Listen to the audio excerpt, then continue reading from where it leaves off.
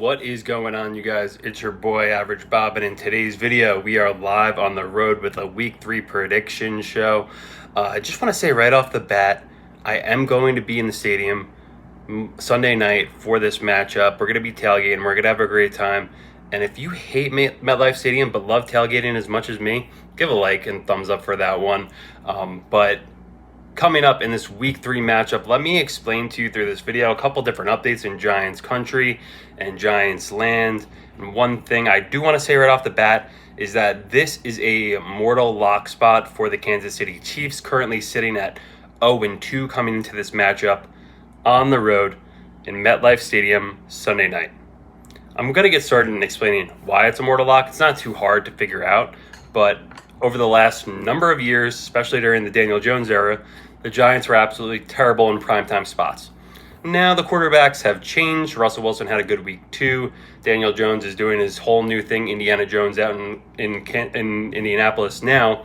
But what I want to explain is over that time period with Daniel Jones at the helm and whoever else was quarterback during these primetime games over the last, give or take, 8 years, the Giants have failed miserably. They haven't stacked any wins, pretty much. Huge rarity. And coming into this one, the Chiefs absolutely have to win this game. They lost week 1, looked like they were getting beat up by the Eagles in week 2, then came back, scored a touchdown at the end, made it like a 3-point game, tried to go for the onside. But this is a must-win game for the Chiefs, and what we know as Giants fans, when your visiting team in MetLife Stadium or even at home, if you need a win, the Giants are the team to get that win against. Doesn't matter how their season's going. Usually the last couple of years it's been pretty bad outside of 2022, which was a fluke. But when a team needs to win a game, the team to play against is the New York Giants. You will get a win. You could get your season back on track. Or even if it doesn't get back on track, you're getting confidence for 1 week and at least getting a win in that column. And that is desperately what the Chiefs need. Not many teams in NFL history go 0-3 and make the playoffs. Even if they do go 0-3, and I'll explain to you how the Giants can possibly win this game at the end of the video, so stay tuned for that. But the Chiefs, this is a must-win game for the Chiefs. They have had some injuries on offense. Xavier Worthy was a huge player for them as a rookie last season. Got hurt in week 1 in the first game. Running into Travis Kelce, dinged up his shoulder. Left that game immediately. I was paying pretty close attention to it because I have Worthy on my fantasy team. So 0 points that week and was out this week. Looked like some other guys stepped up in spite of that in week 2, even though they still took an L. But you know what? A friendly face who is going to be coming to MetLife Stadium Sunday night, who is not married to a pop superstar, who has had success in New York, who we absolutely love, is Steve Spagnuolo. And Steve Spagnuolo has won 2 Super Bowls with the Giants as a defensive coordinator. And I think Giants fans are going to love seeing him on the sideline for the Chiefs, even though he's going to make Russell Wilson's night tough, because he usually does. But Steve Spagnuolo is someone who is coming back that we have seen over the years, who is the pinnacle of what a defensive coordinator looks like. And that's something that the Giants don't have right now in Shane Bowen. It was pretty evident in week 1 with Shane Bowen as the game progressed. There were no changes defensively. There were guys running naked. That week 1 game, I think, could have been much worse if Jaden Daniels connects with Terry McLaurin for a wide open touchdown that breaks open the second half. It's going to be not close at all. Fast forward to week 2. You played I think the defense, honestly, for some points of this game, played fairly decently. But then it all came unraveled at key points in the game when you're running, especially in the fourth quarter and in overtime.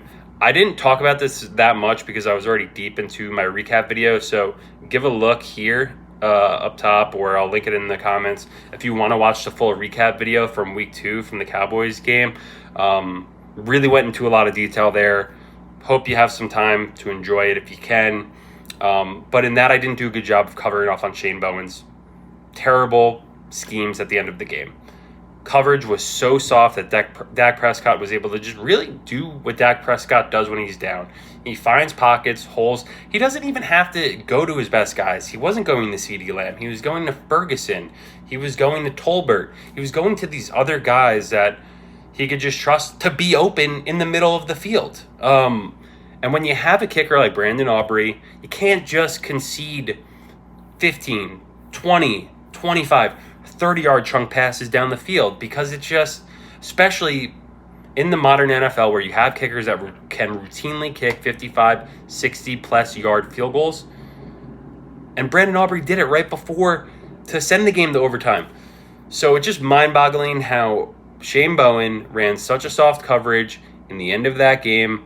And he's going to have his work cut out playing the Chiefs on Sunday night, because the Chiefs, Andy Reid, and that offense figures out ways to exploit defenses. The Giants put on 2 back-to-back weeks of where they have holes and complete weaknesses in that defense, especially in the middle where the linebackers are and safety deep over the middle of the field. Andy Reid's going to draw some stuff up for that. And can Shane Bowen figure out something in a high-level chess match to counter that? I don't know. But that's the dichotomy of the defensive coordinators that we're seeing. We're seeing Steve Spagnuolo, who still has success after all these years. It feels like a lifetime ago he was defensive coordinator for the Giants. And now Shane Bowen's in his second year, and I don't know how you guys feel about it. Let me know how you guys feel about Shane Bowen in the comments, because I don't think he's going to make it through this season at this point. There's a lot of just miscues. Guys aren't lining up the right way. Guys aren't on the field at the right times. And in this defense where you have Dexter Lawrence, Kayvon Thibodeau, Abdul Carter, Brian Burns, those guys are only on the field at the same time for like 12 to 13% of the snaps that they're all playing together, which is wild. You have this talent. Play them all together at once. Next thing you know, another week's going to go by. Someone's going to get hurt, so you're taking them out of the lineup. Like, they're playing like this thing where they don't want to get guys too run down early in the season. Like, I can tell you what, if you go to 0-3, there's not much season left. You're also going to be playing with not much season left yourself, Bowen. So just play all 4 of them. What do you want to do? I don't know what he could possibly be waiting for, because it's not like currently, as it stands today, this team is a playoff team. So it's not like you're saving guys' legs for the playoffs. What other teams are rotating guys like this, where they have these weapons, have this hype, more importantly, and now you get guys like one of my favorite players in the last probably decade for the Giants, Dexter Lawrence. Reports from Jordan Renan today saying Dexter Lawrence isn't happy with how things are going. Well, no shit, he's not. They're losing games. Week 1 looked exactly the same as the entire last season. Same as the year before. Week 2, you finally have a chance to win. You actually come back and take the lead on like a 50-yard bomb, which we never do. And when you have to close it out, you play soft coverage, you give up a 60-yard kick, you throw in an interception in overtime, and then they come back and kick another chip shot field goal because your defense is playing soft as puppy shit with less than 2.5 minutes left. Yeah, no shit, Dexter Lawrence is pissed off. I'm pissed off. You're pissed off. We're all pissed off. I don't think Shane Bowen makes it through this season, but maybe he could learn from something from the guy across the field from him on Sunday night. Next up, this video might not actually be too long. I was going to cut it up and add some stuff, but I might just keep going here. I'm going to get towards, we spoke about why the Chiefs are a moral lock. Let's talk about why the New York Giants can potentially win this game. You might not agree with me, but here's why. The NFL can be a wild place. Why it's called Any Given Sunday. Sunday night can potentially be any given Sunday night. Where what I mean by that is if the Chiefs come in, they know they have to win this game. For whatever reason, they overlook a terrible Giants team. And somehow, Giants pull one off on them and go to 1-2. The Chiefs are 0-3. I don't really have analytics to back that up. This is just what happens in the NFL. Shit happens that you can't explain. Don't ask me to talk about it further, but that's just the way the NFL is. There are guys getting paid lots of money that don't want to look like a laughingstock, don't want to be disrespected, and guys are now coaching for their jobs. Brian Dable, Shane Bowen, Mike Kafka, and Russell Wilson's playing for his job. Let's be honest here. Because if he goes 0-3, what's stopping you from going to Jackson Dart? What's stopping you from going to Jameis Winston? And that's where the Giants are at right now, at 0-3, 0-2. Sunday Night Football versus the Chiefs. Must-win game for both teams. Usually the Chiefs and anyone who comes into MetLife Stadium in a must-win game takes care of business. You can look at what's happened the last few years. That stats will back that up. Giants desperately need a win. That's all I got for you guys today. I am going to be there Sunday night, so hit me up in the comments. Give a like.